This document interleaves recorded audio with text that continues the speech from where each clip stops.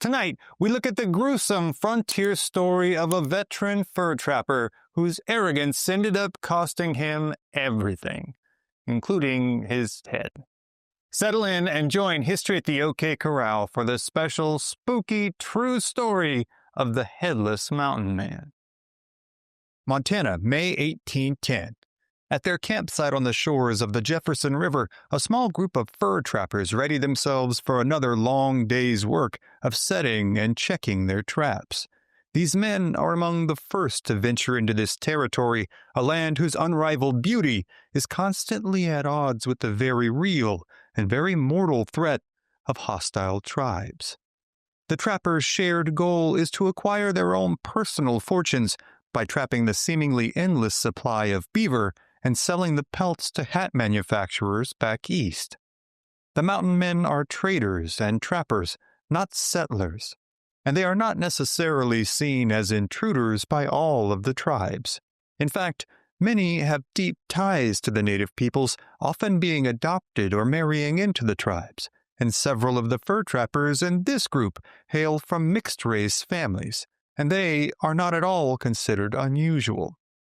And perhaps none among this crew of fur trappers is as representative of the meeting and mixing of cultures as 36-year-old George Drouillard. Born in 1773 in old Sandwich town, Windsor, Ontario, to a French-Canadian father and a Shawnee mother, Drouillard has grown up on the frontier, learning the skills required of any good woodsman, from tracking to hunting and fishing to map-making. However, since his father was a commissioned officer in the military, the young man also learned to read, write, and speak both French and English, as well as a number of native dialects, including Shawnee and Iroquois. He is also fluent in the common sign language ubiquitous here amongst most tribes of the northern plains, and this makes him a valuable man.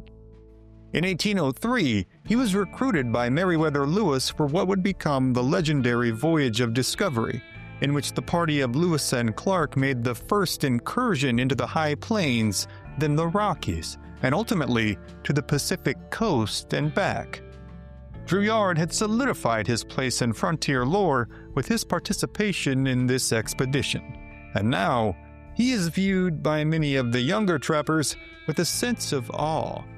He claims that, being as he is half native, he is as at home in the wilderness as any native in the territory, and thus is in fact quite safe roaming about freely, anywhere that he pleases.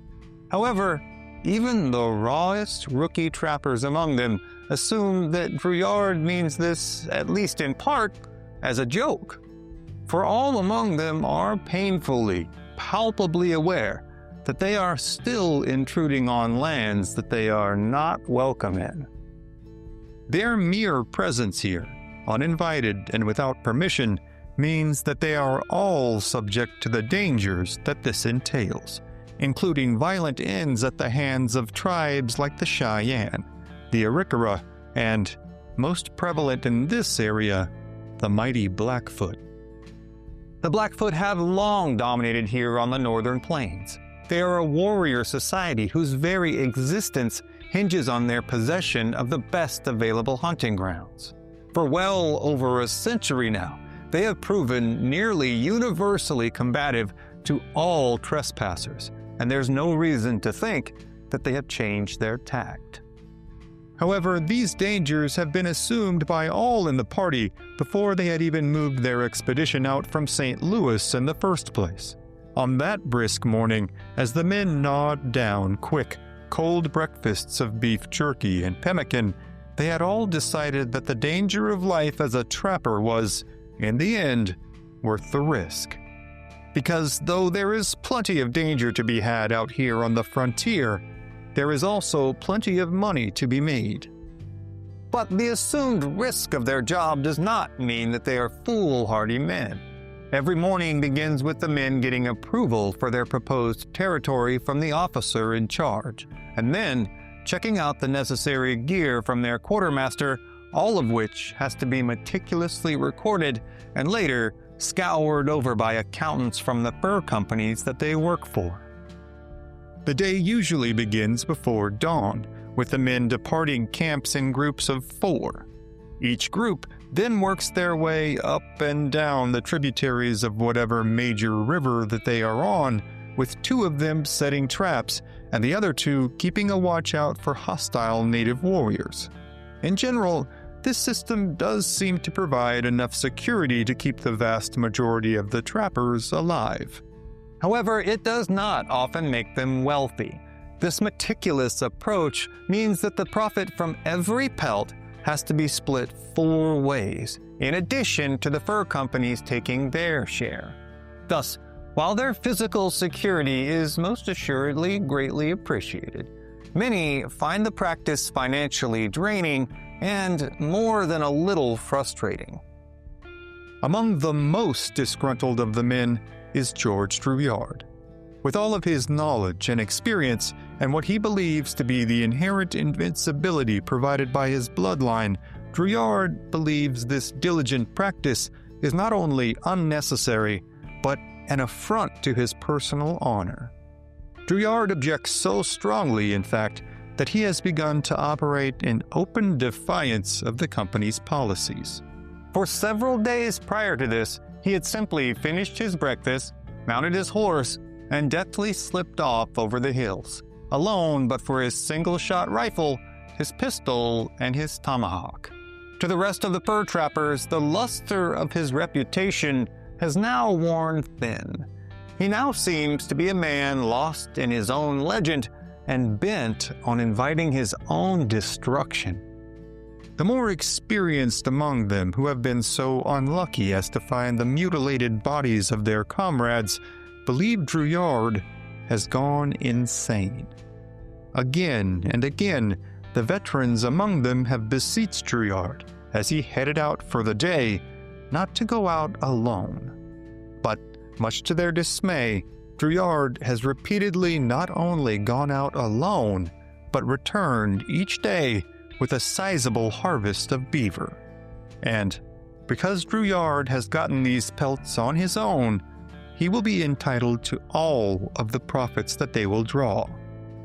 Other than the fur company's cut, Drouillard will be pocketing all of the profit from each pelt, as opposed to the 25% that the rest of his cohorts are used to.